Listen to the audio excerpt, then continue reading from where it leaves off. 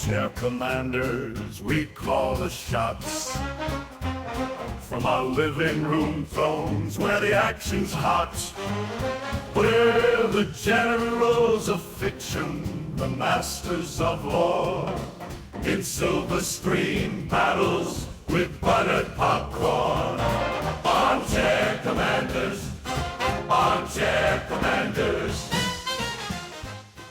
Because it's just one of them days when I don't want to wake up.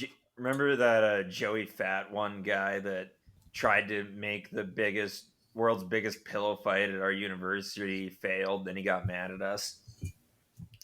Oh, yeah. That was kind of a failure. Anyways, welcome to the Armchair Commanders podcast. My name is John. And I'm Fred Durst. I'm kidding. My name is Jack. And this week, we are continuing our bonus reel series of reviewing episode by episode Band of Brothers. And this week, we're doing episode 3, Carentan. And I know it's been a minute since our last one. We were trying to work out getting a guest for this episode, but things kind of fell through, and we realized we have a whole bunch of episodes to get done before the end of the year. So here we are, just me and Jack. Yep, just little old me and old Johnny. I'm actually excited for this because John. Thank you. I'm so glad you brought that back. Anytime, since I know you hated it. This is actually my favorite episode of Band of Brothers. Oh? It is. Could you elaborate on that? Well, it's a very combat heavy episode, and aside from that, we're going to get into it more, but I love the story arc for kind of our main person we follow in this, Albert Blythe. I think he has a great arc in this. And I think it's just, this is probably the episode that we see that is most heavily inspired by Saving Private Ryan. There's a lot of similar cinematic type themes with it as far as the appearance goes. So there's a lot of things that are reminiscent that way, which makes the episode enjoyable for me. A lot of action, chest pumping shit. America! I like the part where Winters was like legged by that ricochet and he's more annoyed than anything. Yeah, he's just pissed. Which, fair. I'd be pretty pissed too. I think that, I don't know if that's necessarily like he's pissed because he's like, I got shot, or he's pissed because like, immediately preceding that, you have other officers that are a part of the 506 who are like taking cover, and he's like standing in the middle of the street, and they ask him like, hey, is it safe to cross? And he's like, shrugs his shoulders, is like, yeah, I don't know what your problem is, and they all pass and nothing happens. And as soon as they're out of sight, then he gets shot. It's like, this is what you get for being nonchalant. Damn, I gave those guys my word. Damn, podcast episode getting a little long for you? This entire weekend's been a little long for me. I'll bet. It's my first time I ever got to experience a party bus. Really? I thought we had one for your wedding or something. We didn't have a party bus for my wedding. Oh, yeah, that's right. We camped in the Fort Sisseton. Yeah, for our listeners at home, I had my wedding at a fucking Civil War fort because... And it was fucking awesome. I'm a normal person like that.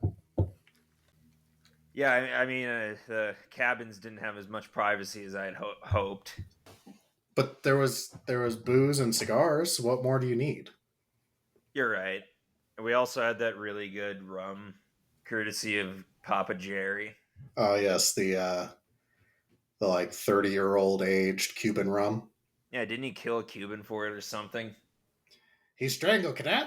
Ugh, fuck! I was about to make a Cotton Hill joke. Strangled Castro all by himself back in '69. That was a great wedding, though. So I great. Won't have a second one, right? so anyways, I love my wife very much. My wife. My wife.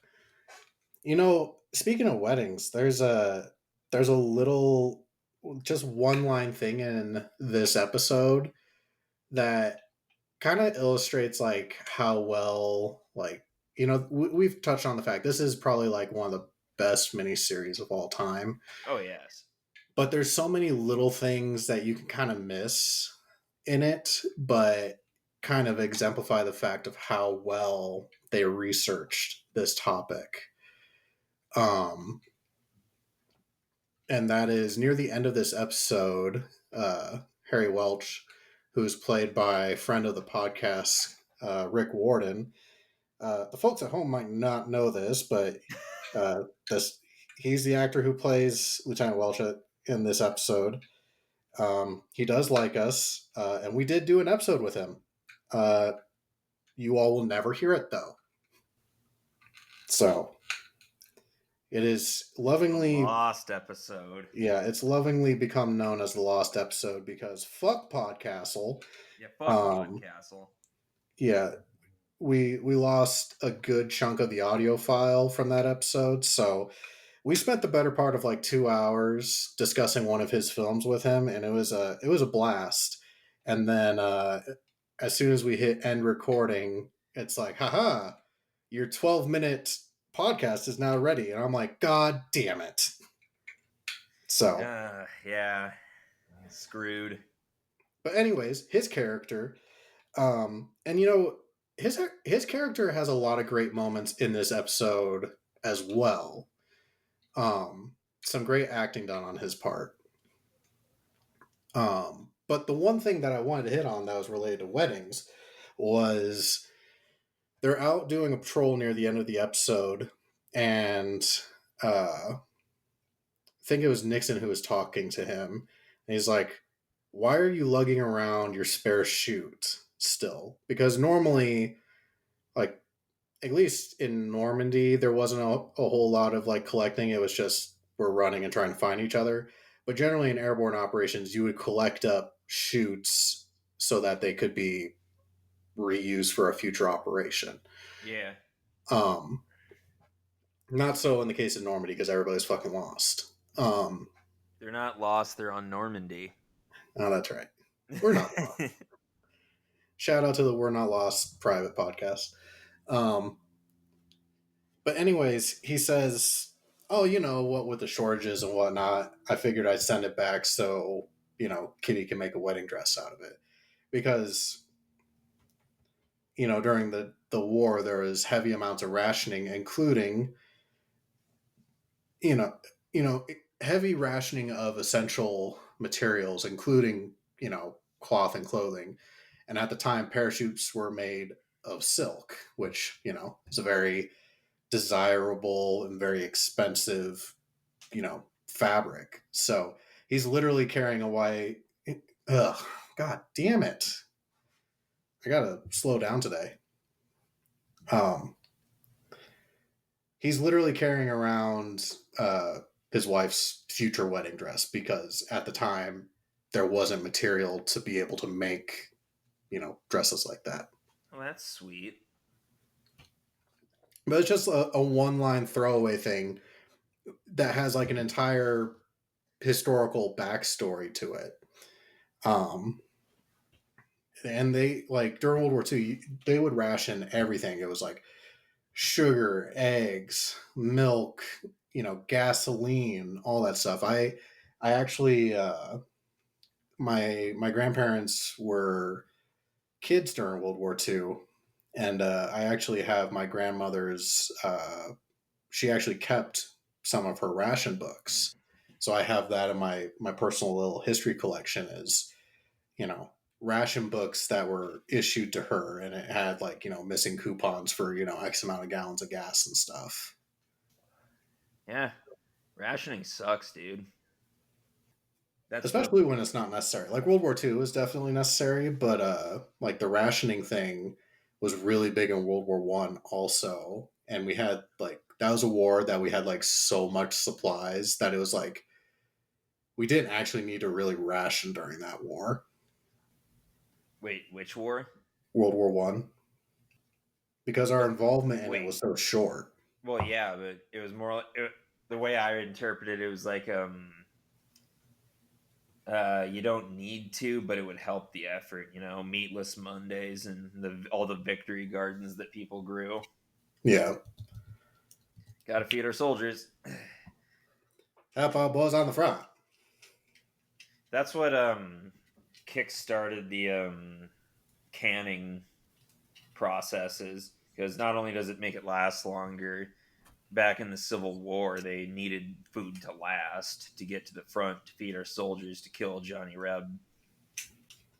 Good old Johnny Reb. The South will not rise again. Yeah, fuck him. I suppose this would be as good of a time as any, but I'm excited for our trip to Georgia next year. Oh yeah. So for our dear listeners, a couple nights ago we coordinated plans and bounced ideas off of one another. Since we're about 30, we decided to meet once a year for a boys trip, and we bounced ideas on places for at each other. How did that come about, by the way? Just a random U.S. city? Yeah. So, so Miranda was moving into her new office this weekend, which was what I was spending a lot of my time doing. New office? Yeah, she's a therapist. Therapist needs an office. Right. I forgot that. Um, Anyway. So we were moving her into her new office, and her boss, like her and her boss, were moving into a new space, like together, like everybody was moving in. And so her boss's husband was helping us for a little bit one day, but then he bailed out. He's like, "Yep, I gotta go catch a flight. It's boys' weekend," and I was like, "Huh?" It's like, oh yeah, not like now that we're older and we all have our different lives, like we meet like once a year in a different city and just hang out. And I'm like, that sounds fun. And I was like, Miranda, I'm going to start a boys' weekend. You can't stop me. So Which is when I started texting you guys. What now? Is she gonna have girl time? Or I guess she already does that, doesn't she? Yeah, she already had a girls' trip this year. She had one this weekend in the form of Morgan's birthday. And that wasn't really a girls' night, though. Why not? You were there. Fuck you. Anyway, so yeah, we're doing our middle-aged man thing a little early, and our first city is going to be Georgia. Well, I posited that because Georgia is only an hour and a half from Camp Toccoa, that part of our weekend should be to go there. So next year, the Armchair Commanders will be visiting Camp Toccoa. We'll probably do up like a YouTube video or something for it. Yeah, and we're bringing in the often forgotten third host, Mitch. Mitch, the host that's never been on a single episode. Man, what are you talking about? He's always been on the side, just cheering us on, except he doesn't have a mic, so he's just been quiet this whole time. Our viewers don't really know much about him, but I consider him the third host. Do any of us know much about him? No, and that's kind of weird, being as we've known him over a decade. Well, okay, I don't really have much excuse. I've known him longer than that. I know that he played basketball. He was part of the senior team, or during senior year, he got us championship. I tell him that, and I know that in my heart. But what actually happened is we had 2 star players on our team, but those 2 guys are fucksticks, so I don't consider them real. And so I just attribute the victory to Mitch and Mitch alone. That's fair. Mitch, if you're listening, we love you and we do know stuff about you. And seriously, there's like 3 bars around Pier that have like state champion 2013 just hanging in the bar. Hey, you gotta take pride where you can. Yeah, man. That was a big deal. But what pisses me off, I don't know if we still do it or not because, my high school life ended just like that after high school. But when I was a senior, we had a tradition where a senior would paint a brick in a certain hallway. Since I'm creative, I just made mine a smiley face. And then I found this other brick that no one else was using, and I just kind of took that for myself. And I tried my best to paint the night sky, but utterly failed. And a bunch of people coordinated, and there was a lot that happened our senior year that could have been commemorated. But no, they all belonged to the same church group, and they made this big religious effigy. It was just, come on, we were like state champs. And our senior year, we had the first snow day any of us had seen since 5th grade. So why not make something to do with that? Or I don't know. But anyways, what do you think of the attack on Carentan? Brutal, harrowing, absolutely terrifying.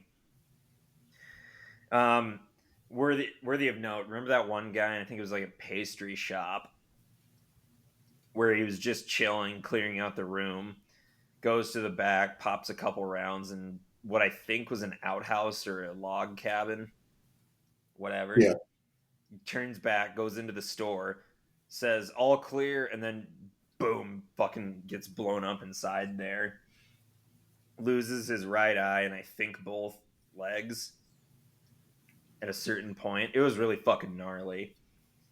But that was the last most of the Easy Company boys had seen of that guy.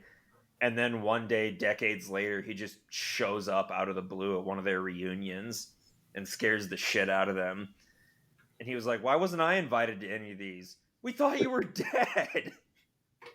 Well, that kind of goes to that's not the only person that happened to. Kind of going to our main character that we follow through this episode. Oh, yeah, I was Albert getting to Blythe. that. He, you know, we can talk about his arc here in a moment, but his family got pretty upset because the book came out, and when Stephen D. Ambrose wrote it, a lot of the time he took the veteran's word at kind of like face value. So there was quite a few things he didn't fact check. So, and Fact it's checking's for nerds anyway. yeah.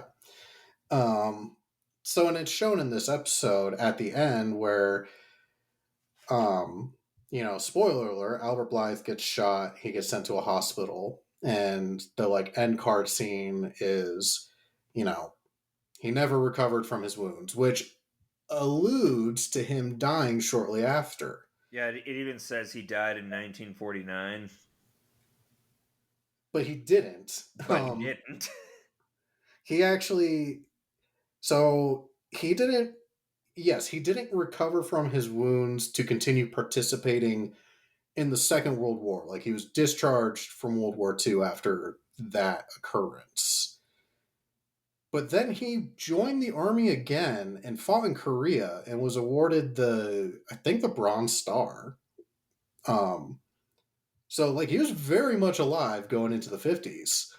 And I think it was late 50s or early 60s that he had, like, a medical episode where he's at an anniversary event in, like, Europe and passed away then. His information has now since been amended in the books because of his family, but to this day, the series has not been amended or fixed to reflect his actual story, which is kind of a shame because the series is where most people encounter the story of Easy Company. Man, in the time since we recorded the last episode, I actually read the book because we have the audiobook for download at work. And my God, is it incredible. I love that book. And even in that version that I listened to, I think he mentioned that, like, oh yeah, Blythe fucking died of his wounds. No, no, don't bother looking him up. But you're absolutely right. He served honorably in Korea, and he actually lived fairly long after that. But like, to be fair, I think it was like what, in the 80s the book was written, right? Yeah. Maybe early 90s, but they didn't really have social media. You couldn't really just Google someone's name and look them up. No. And if a Unless bunch of unless you had the white pages for a certain town.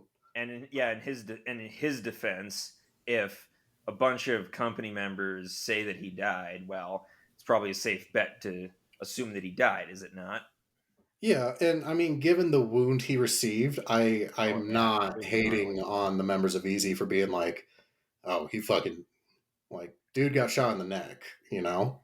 Which, even if he did die in 1949, imagine getting shot in the neck and living 5 more years with a wound that ultimately kills you. It must would have been real fucking gnarly to do that. I'm amazed that it might have even lasted that long. You know what I'm saying? Right. It's almost as gnarly as the wound that Lipton got. He was the one that almost lost his dick, right? Yeah, so like that was the other part of this episode that I really liked was it was an equipment heavy episode. So like we see Lipton get hit with a shell from an anti-tank gun that was not being used against tanks. But since he wasn't a tank, he lived. Yeah, if he was a tank, he would have been fucked. So yeah, but that's we see that's the you mentioned the one soldier who's all torn up. Like Lipton also gets all torn up in this too. So like this episode is where we're seeing a lot of living casualties, which really kind of drastically changes the aesthetic of the show thus far. Because in episode 2, we get a little bit of blood and whatnot, and there's a lot of like dead bodies everywhere. But like in episode 2, you'll get somebody who you know gets hit by a grenade or gets shot in the ass, and like there's just a little bit of blood. Like it's not very all that graphic, really. Episode 3 is where they turn the violence of wounds up, like up to 11 basically. But like, Oh so yeah. yeah, Lipton gets heavy scarring, like his face gets hit, almost loses his nutsack, takes some shrapnel on the leg. Oh yeah. And they really let you know that war is ugly business. But kind of like continuing on with the vehicle theme. The other part of what makes me really love this episode is like the fucking the counter assault on Carentan, where they're on the outskirts defending like a tree line. Um, we get this huge armor assault, and it's we get like German Stugs and half tracks, and I'm like, this is fucking sweet. Because even in Saving Private Ryan, that movie only had like during the big battle scene of that it was like 2 or 3 tanks, and this was like a legit like full field battle. Um, Also, another great moment from our friend Rick Warden, where we see him charge out into the middle of an open field with a bazooka to take out one of the tanks. Yeah, our friend Rick Warden was actually there at the actual battle. It's incredible. I know. He He looks doesn't very look a good for day his over age. 70. But anyway, That was supposed to be a fucking joke. God, where was I going with this? I did like that one part where they had the bazooka and the tank was right in front of them. And even still, the dude was like, wait for it," because he was waiting for it to see a weak spot in the armor. You're going to kill me, Lieutenant. We're already dead. Didn't God? And this is the was it Spears that gave that soliloquy to Blythe, or was that someone else? So that's the thing is it seems like every officer got to have their 2 minute like this is what it means to be a soldier or like kind of leadership moment to Blythe.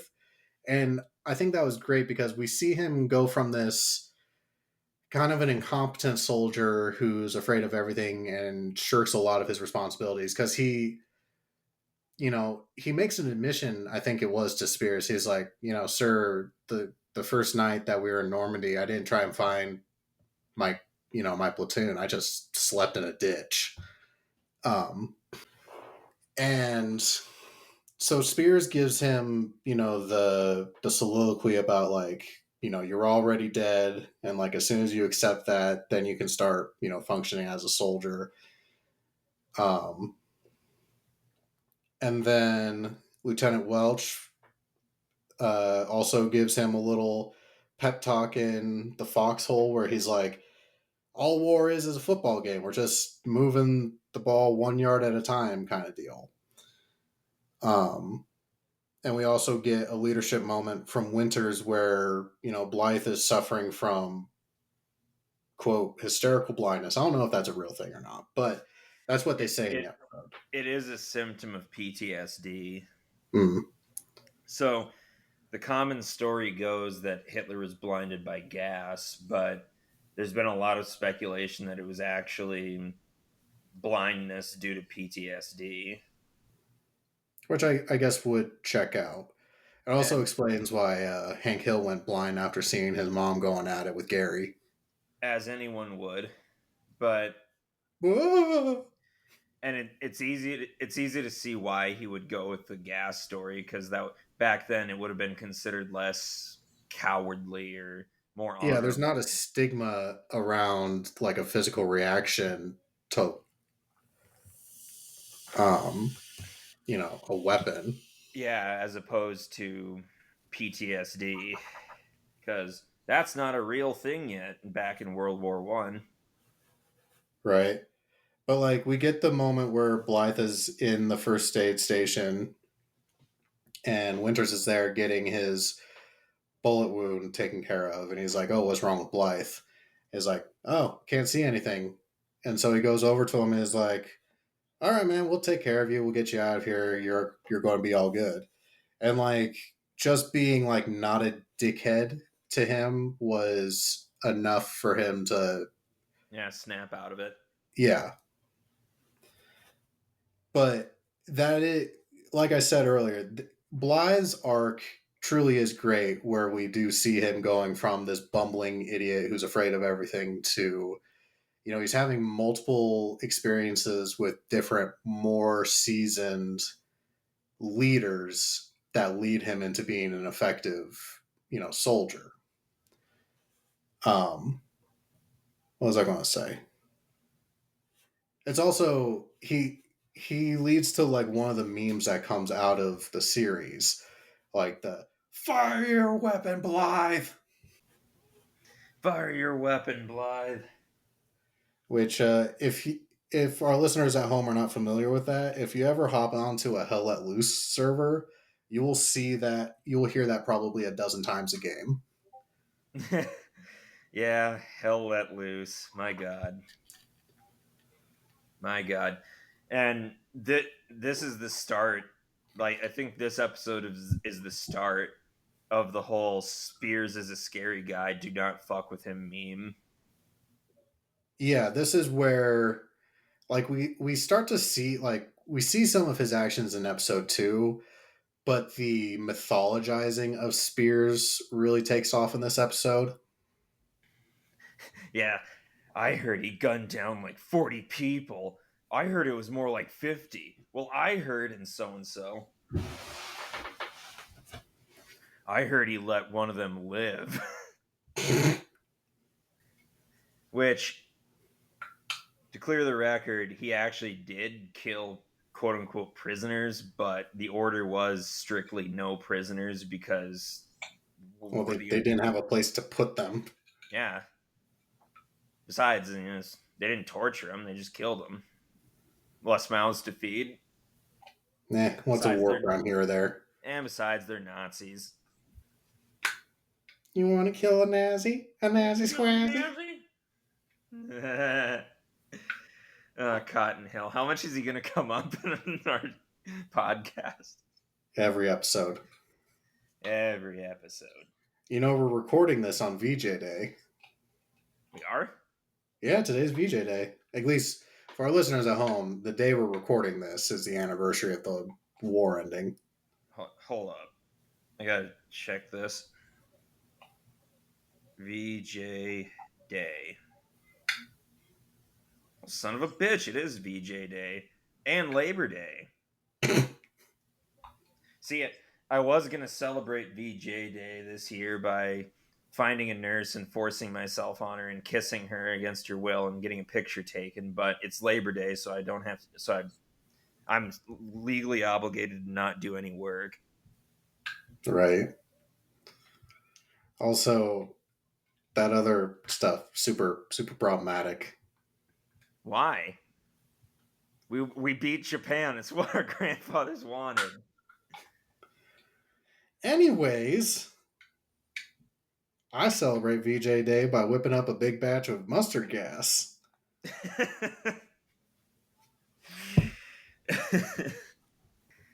Fuck. Actually, I'm suddenly hungry for sushi. Jesus. Maybe I'll go get some.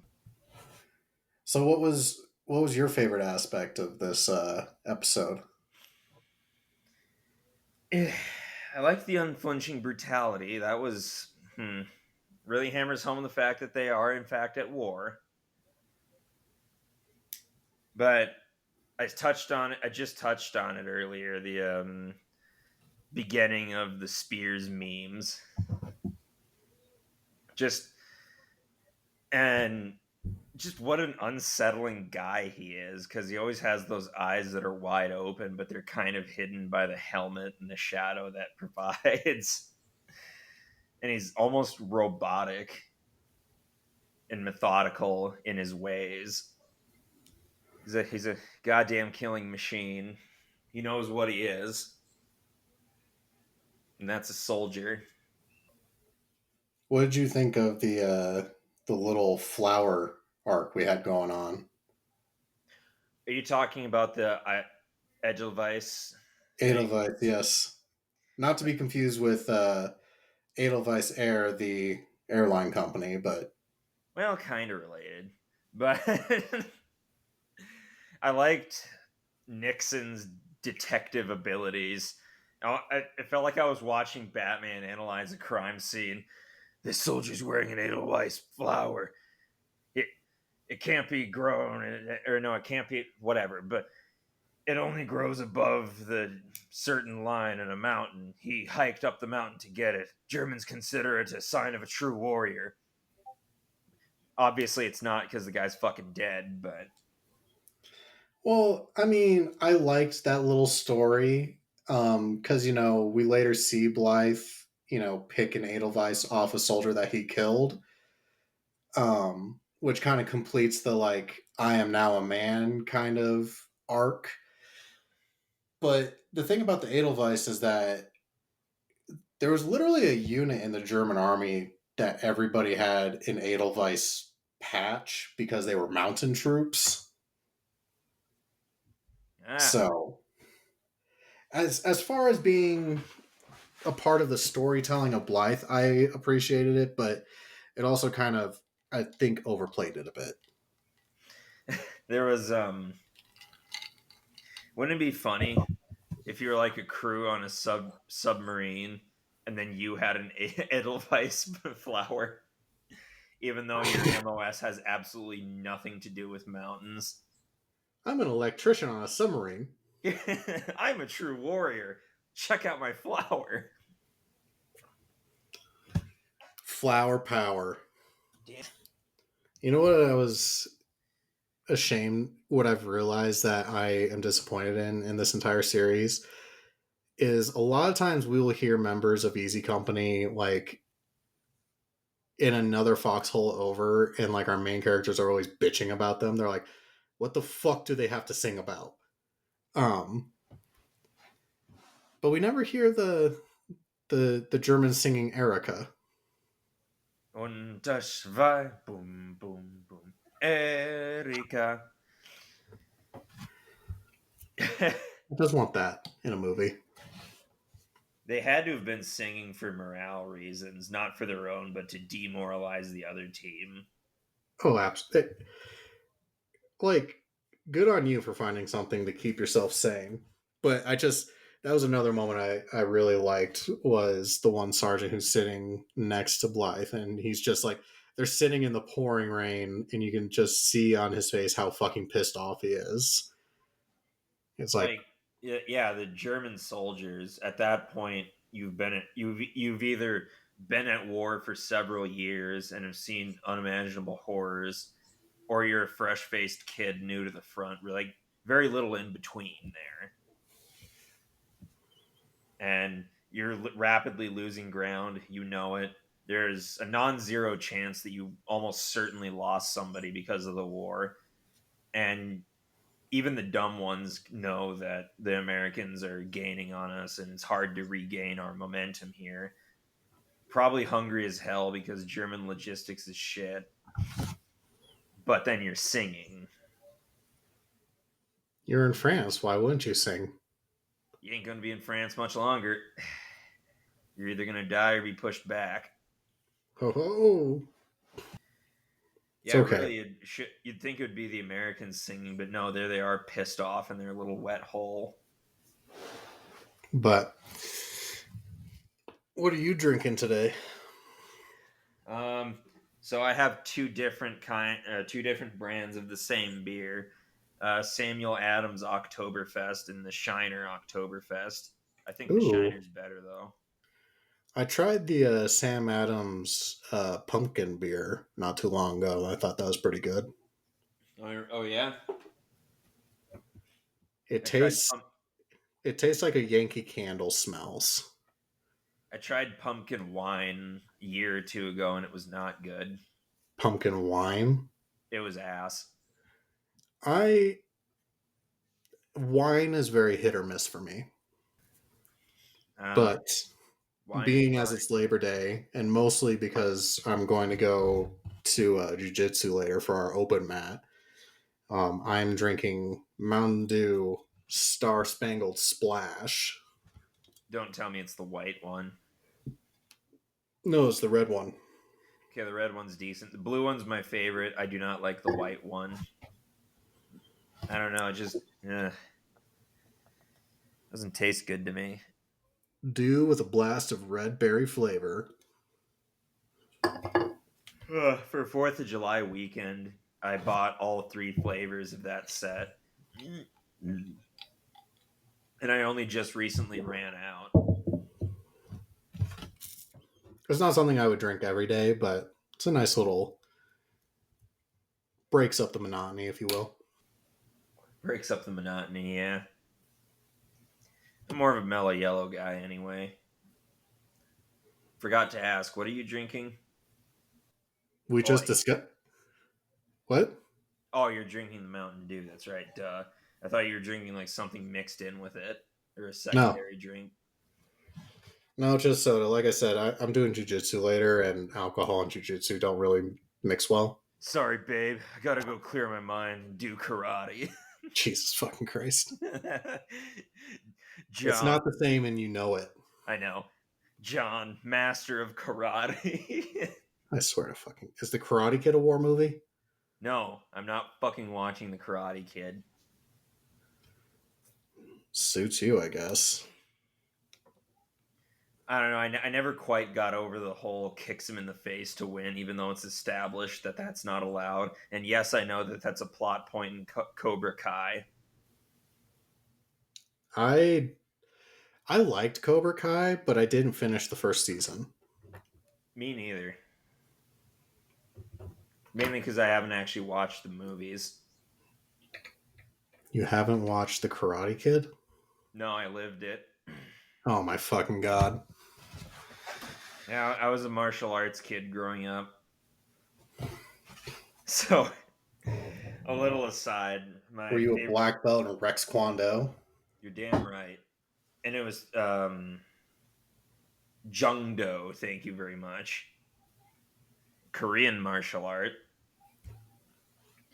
Anyway, so there I was.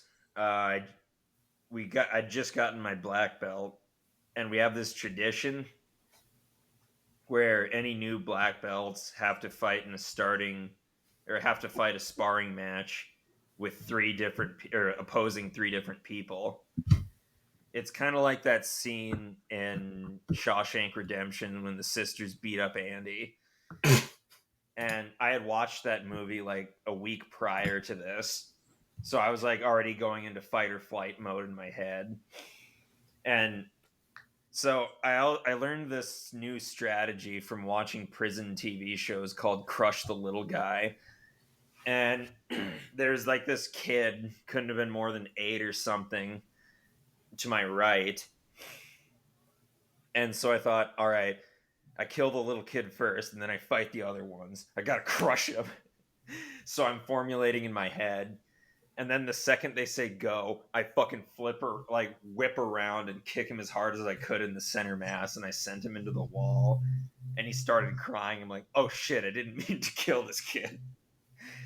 And I was expecting to get yelled at, but my master just laughed and said, "You're such a bully." And they scraped the kid off the wall. And then my master took his place, and he just beat the ever-loving shit out of me. Sounds like a really healthy atmosphere. Well, the kid was fine. I think that was a pivotal moment in his development. I wonder if he turned out normal. Well, Anyway, what's your rank in whatever it is you do, jiu-jitsu? I am a 4-stripe white belt. So the way that like jujitsu works is we don't have as many color belts. We do white, blue, purple, brown, and black. And the general progression for say like an adult is like roughly 10 years will get you to black. Like it's a long ass time. So each belt is like you can get 4 stripes added to it so that like for example, I've been a white belt for like a year and a half now, and I'll by my own estimation, I think I'm going to get my blue belt sometime in like the next 3 to 4 months. I believe in you. Thank you. Now drop down and give me 50. Fuck you. Appropriate response. Make me, bitch. I don't know if you heard that, but that was me flicking my knife out. I heard it, can't see it. Well, believe you me, I have it. Okay. Anyway. I think we should rate this sode. Yes, we should. Think 1 to 5 friendly stab wounds. Oh, that's right. For Sergeant Talbert. Tab got stabbed. Tab got stabbed. Stabbed her. They made a poem out of that too. Another friend of the podcast, Matthew Leach. So yeah, the surprising Englishman I found. We've told that story many times. How people would kick your ass for drinking Princess Yum Yum in Britain. Right. Just the look of absolute English disgust on his face. So 1 to 5. 5. 5 tab stabs. For me, I love this episode.